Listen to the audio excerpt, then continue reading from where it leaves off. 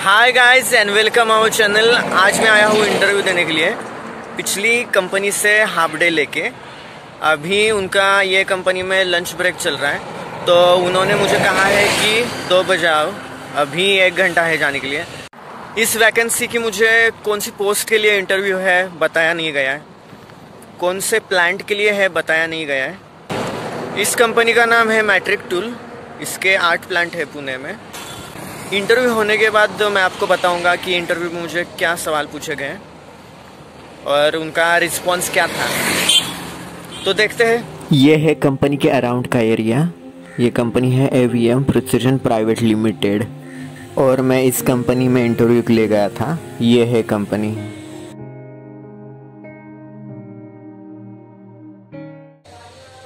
आज मैं इंटरव्यू के लिए गया था।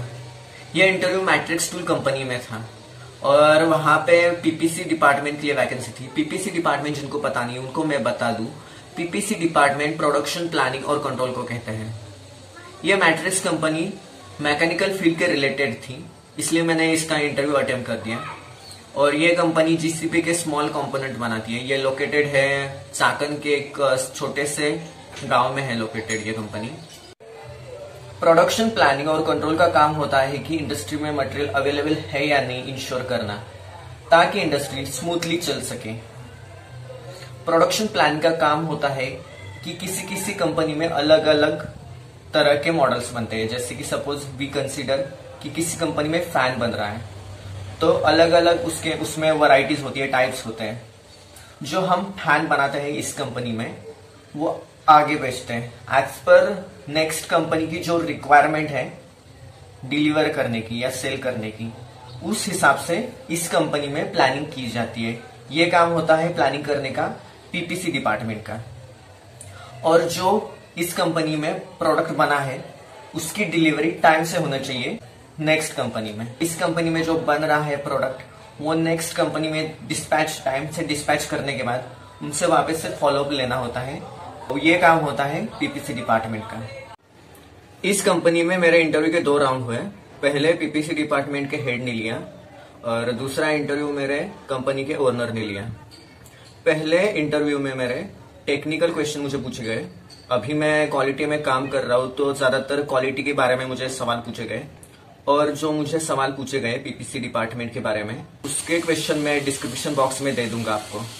पहले राउंड में मुझे पूछा गया कि PPAP क्या है, प्रोडक्शन पार्ट अप्रूवल प्रोसेस, जो कि नया पार्ट अगर बनता है इस कंपनी में हमारे, तो उसका सभी डिटेल्स जो नेक्स्ट वेंडर कंपनी है उनको देना होता है।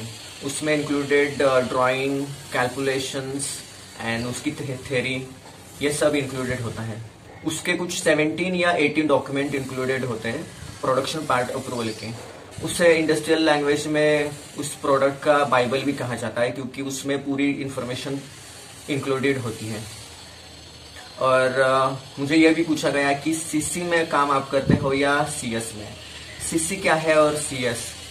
CC क्रिटिकल टू क्वालिटी, जो कि हार्मफुल, अगर हम प्रोडक्ट जो बना रहे हैं वो बहुत ही हार्मफुल, जैसे कि सपोज कि हम ब्रेक बना रहे हैं, तो अगर उसमें कुछ क्वालिटी में कुछ खराबी आती है या डायमेंशनल चेंजेस या वैरी कुछ आते हैं, तो वो अगर गाड़ी में सेट होने के बाद, ब्रेक सेट होने के बाद कुछ थोड़ी सी क्वालिटी के इश्यू से ह्यूमन बीइंग या कार का नुकसान होता है, वो आता है CC में। और CS में जैसे कि गाड़ी का वाइपर की डायमेंशन थोड़े से चेंज हो जाए या थोड़ी सी अपीयरेंस में वेरिएशन आ जाए, तो इतना कुछ नहीं होता।